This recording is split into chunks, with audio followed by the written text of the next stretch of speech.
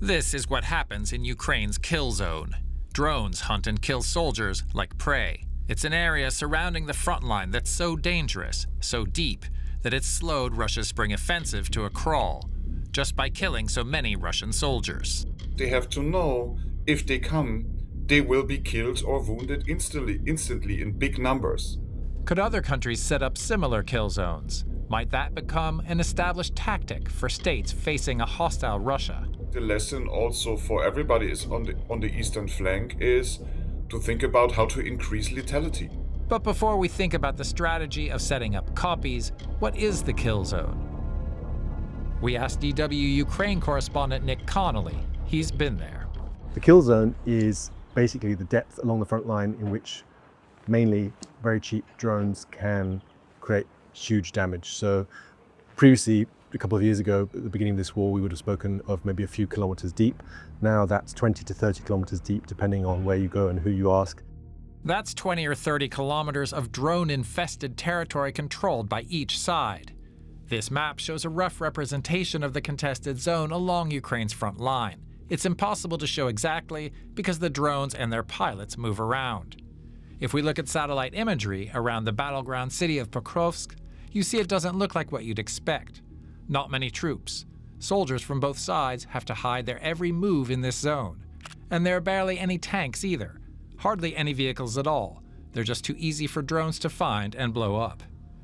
Nick Connolly ventured into the Pokrovsk kill zone recently with Ukrainian troops. They could only drive so far, then the soldiers had to walk up to 15 kilometers to reach their positions, close by the Russians.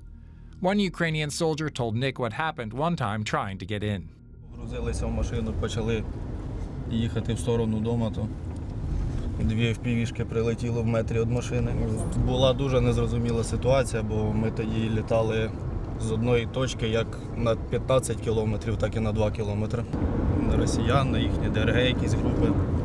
Тому передвигались максимально скрито, тихо, по посадкам. З ранкового сіряка до вечірнього сіряка. Let's pull back out. If you add both sides of the kill zone, that's a strip 50 or 60 kilometers wide, running the entire 1,200 plus kilometers of the front line, an area where conventional big operations are extremely difficult, if not impossible.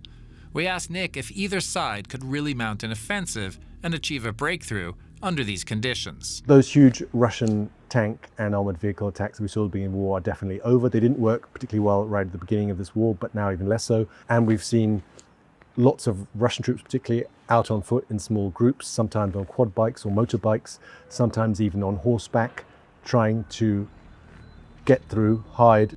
So if big offensives are out, that means the war is made up of thousands of little moments, like here, where 2 Russian soldiers surrender to a robot in the kill zone. Sometimes enough of those moments come together for one side to claim a forward position as conquered territory. Russia says it controls Pokrovsk after years of intense assault. Yet the city lies within the kill zone.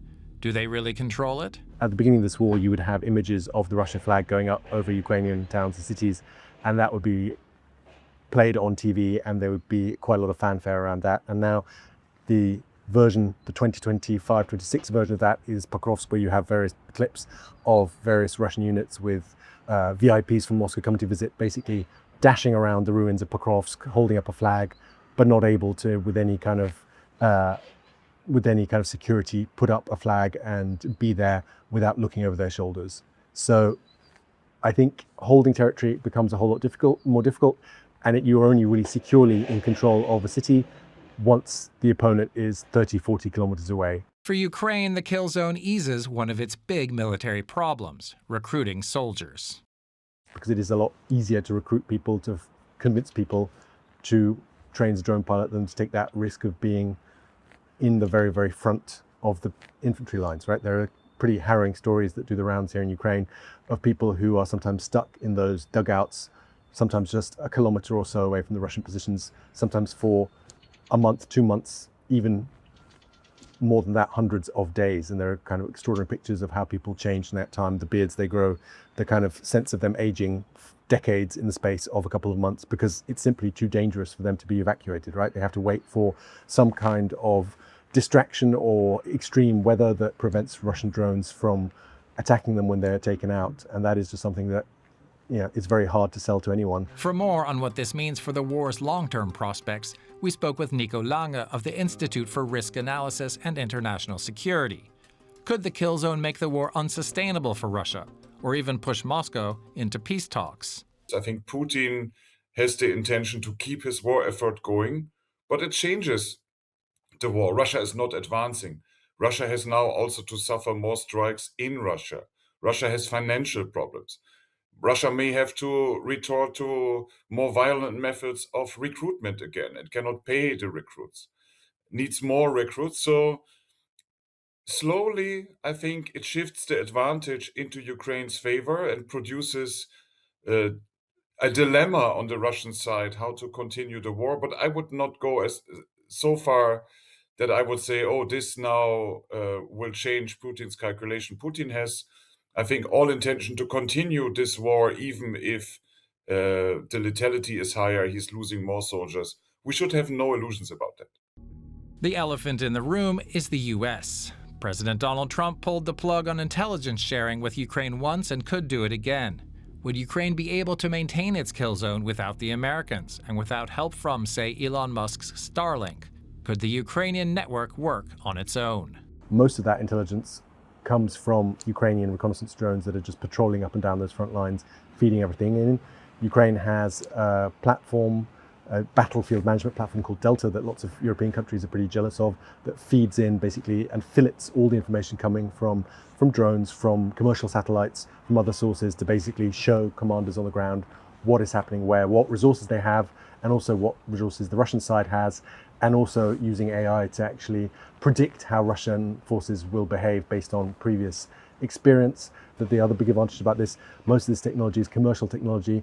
Ukraine can buy lots of this kit and put it together here on the world's markets. It doesn't have to wait for Donald Trump to give an export license or for big weapons companies to slowly fire up production and demand years of orders in return for doing so. So that's something that they can do now in a hurry, and they think just stay more agile than the Russian side, and they've got basically the world's IT AI community behind them. We've got a Minister of Defense here in Ukraine who comes from IT. He was previously the Minister of Digital Transformation, and they are trying to basically sell this as an opportunity to the world's AI and other companies to test their models. And they're also saying, look, we're not just asking for something. We actually have data. We have a huge amount of data about how modern warfare is fought, and that is something that you're going to need to train your models. So could Ukraine export its kill zone systems to other countries in the region that are feeling threatened by Russia in the east? It's a legitimate method of deterrence. You need, I think, a set of military capabilities for that. But cheap ammunitions, loitering ammunitions, drones are certainly a part of that configuration. What we see in the kill zone, or what we don't see in the kill zone, but what is there, is also very strong capabilities in electronic warfare. And I think we need that also in the Baltics and everywhere at the eastern flank. So there are very clear lessons here. But maybe the biggest lesson is this mental lesson of not focusing on territory and not counting tanks, but increasing on the message and on the capability to have a very high lethality instantly and make that clear to the Russian side. I think the Baltic states are already working closely with Ukraine on that.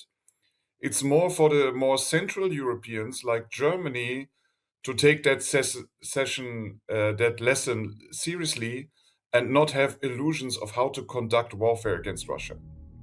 Even more broadly, will the example of Ukraine's kill zone redefine how governments and militaries see victory? Will it eliminate the idea of actually winning a war in the sense that we're used to? There's not much room for, brilliant operations and for tactics. It's just about killing as many as possible as quickly as possible. And perhaps this extreme lethality is what countries with threatening neighbors will have to be prepared to inflict, ready to set up kill zones along their borders if need be. In Ukraine, it might just mean its kill zone becomes the de facto border long term. And for Russia, this would mean a forever war.